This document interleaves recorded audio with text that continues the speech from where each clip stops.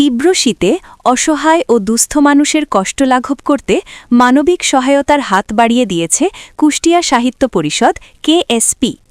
বিশুদ্ধ সাহিত্যচর্চার অন্যতম মাধ্যম স্লোগানকে ধারণ করা এই সংগঠনটি শনিবার বিকেলে ভেড়ামারা আলিম মাদ্রাসা মাঠে উপজেলার শীতার্ত মানুষের মাঝে কম্বল বিতরণ করেছে।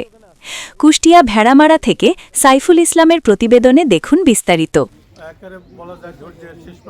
কুষ্টিয়া সাহিত্য পরিষদের প্রতিষ্ঠাতা ও সভাপতি আসমান আলীর সভাপতিত্বে অনুষ্ঠানে প্রধান অতিথি হিসেবে উপস্থিত থেকে শীতার্তদের হাতে কম্বল তুলে দেন ভেড়ামারা উপজেলার সহকারী কমিশনার ভূমি ডাক্তার গাজী আশিক বাহার।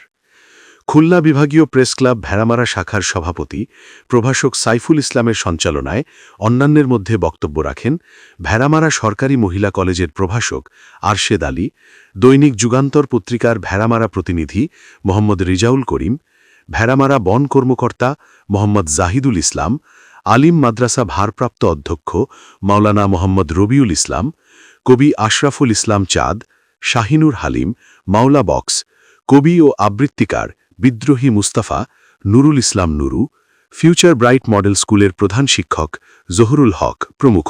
পাশাপাশি আজকে যারা আমরা এখানে অংশগ্রহণ করছি তার কাছে যাবেন, উঠবেন, বসবেন,